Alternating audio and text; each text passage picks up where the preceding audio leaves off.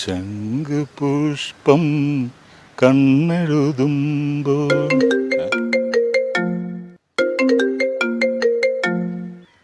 എന്താ മോനെ ദീപേഷേ, കുറെ നാളായല്ലോ കണ്ടിട്ടും കേട്ടിട്ടും ഒക്കെ. ബാലേട്ടാ, വിശേഷങ്ങളൊക്കെ പിന്നെ പറയാം. എനിക്കിപ്പോ ഒരു കാര്യം അറിയണം. അതാ നിങ്ങളെ നേരിൽ കാണാതെ വിളിച്ചത്.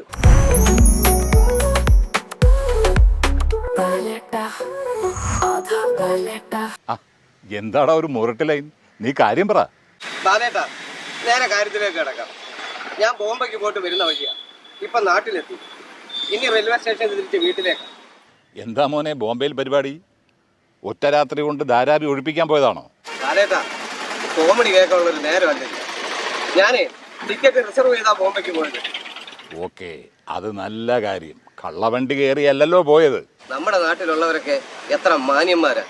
ഇതിപ്പോ കലി വരും. നീ കാര്യം പറ ദീപേഷേ. അതായത് ഞാൻ ബുക്ക് ചെയ്ത സീറ്റ് ഒരുത്തം കയറിയിരുന്നു. എനിക്കൊട്ട് ഹിന്ദി അറിയത്തുമില്ല. അവന് ഞാനോട്ട് ഭയങ്കര വഴക്കായി. ഒടുവിൽ അവന് എഴുന്നേറ്റതുമില്ല. ഞാൻ അവൻ്റെ ഇരിക്കലായി. അത് ശരി. അപ്പൊ നിന്റെ വിപ്ലവ വീര്യം ഉണർന്നില്ലേ? കവാലം നോക്കി ഒന്ന് കൊടുക്കണം പിള്ളേച്ചാ. നല്ല ഉപദേശം. അവന്മാരെല്ലാം കൂടെ എന്നെ പഞ്ഞി കിട്ടാൻ. ഞാനൊരു തമാശ പറഞ്ഞതല്ലേ. തല്ലൊന്നിനും ഒരു പരിഹാരമല്ല. എന്നാ പരിഹാരം പറ ബാലേട്ടാ. പരിഹാരമില്ലാത്തതായി ഈ ഉലകിൽ ഒന്നുമില്ല ദീപേഷേ. ഇതാ കേട്ടോ.